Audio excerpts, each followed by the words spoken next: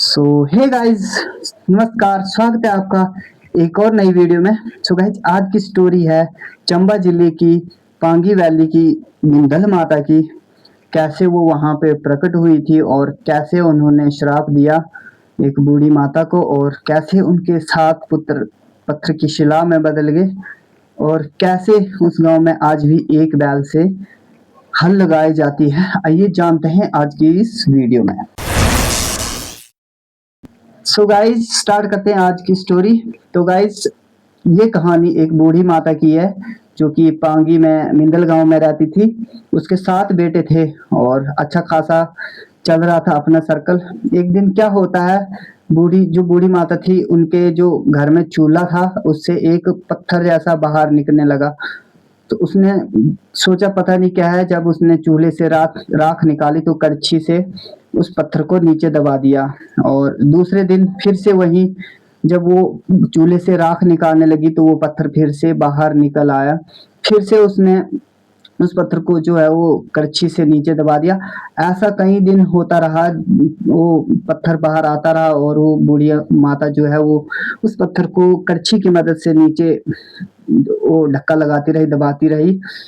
एक दिन क्या हुआ, रात को बूढ़ी माता को सपना आता है और सपने में माँ भद्रकाली उनके सपने में आती है और बताती हैं कि आप जिस पत्थर को डेली करछी की मदद से नीचे धरती में गाड़ रहे हो वो और कोई नहीं है, मेरा स्वरूप शिवलिंग है। आप वैसा ना करें तो।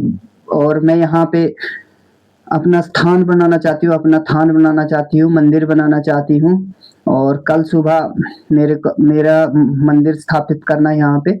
और उसका सपना जो है खत्म हो जाता है वहां पे। और गाइस, सुबह वो देखती है वो पत्थर घर की छत फाड़ के बाहर निकल चुका था और उसके घर में सोना और चांदी से भरे, और उसके घर में सोना और चांदी काफी मात्रा में उसे उसको जैसे खजाना, हमारी भाषा में बोलते मैया मैया मिल गई। और गाइस, दूसरे दिन वो ऐसे हैरान, उसकी छत फाड़ के वो शिला जो है वो बाहर निकल गई थी।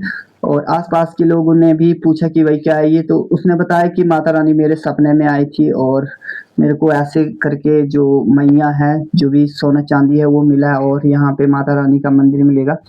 और गाइस, उसी घर की छत के ऊपर वो मंदिर स्थापित है आज भी। और उसके बाद होता ये है कि वहां पे मंदिर बन जाता है।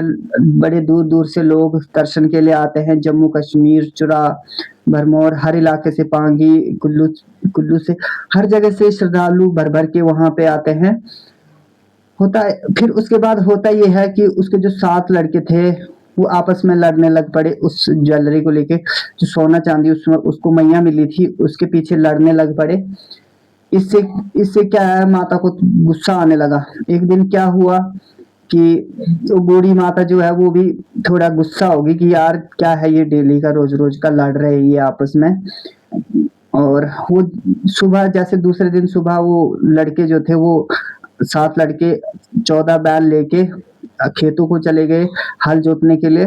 और घर में जो बूढ़ी माता है उन्होंने प्रोग्राम बनाया कि आज इस जो भी सोना चांदी है इसके हिस्से बना देती हूँ और इनमें डिवाइड कर देती हूँ। जैसे ही उस बूढ़ी माता ने सोने और चांदी के हिस्से करने की प्रक्रिया जो स्टार्ट करी, वैसे ही माता रानी वहां पे प्रकट होती है। काफी गुस्से में बोलती है कि तू तूने मेरी जो दी हुई मैया है उसका जो बंटवारा करने की वो सोची है, ये अच्छी बात नहीं है। और तेरे लड़कों में जो है वो काफी हद तक लालच आ गया है इस मैया को लेके। तो माता बोलती है कि जा, मैं श्राप देती हूँ कि ये जो मैया है ये तेरे को तो क्या, तेरे पुत्रों को भी नहीं मिलेगी और तेरे बेटे जो है वो अभी खत्म हो जाएंगे। और इतना उतना बोलते ही माता रानी वहां से गायब होगी और वो मैया भी स्वाह होगी, खत्म होगी, वहां से गायब होगी। और उस बूढ़ी माता के जो 7 पुत्र थे वो भी पत्थर में तब्दील हो गए, शिलाएं बन गई उसकी, अभी भी वो पांगी में है।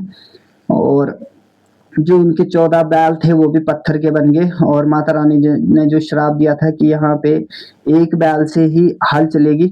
और गाइस, आप मानेंगे नहीं, आज भी एक ही बैल से हल चलाई जाती है। अगर 2 बैलों का यूज करेंगे तो एक बैल जो है वो मर जाता है। और बस आज के लिए बस इतना ही था। अगर आपके पास भी कोई ऐसी इंटरेस्टिंग स्टोरी है तो आप मेरे को इंस्टाग्राम पे शेयर कर सकते हो। और स्टोरी कैसी लगी, अच्छी लगी तो लाइक शेयर कमेंट, चैनल पे नए हो तो सब्सक्राइब कर दें। Thank you so much.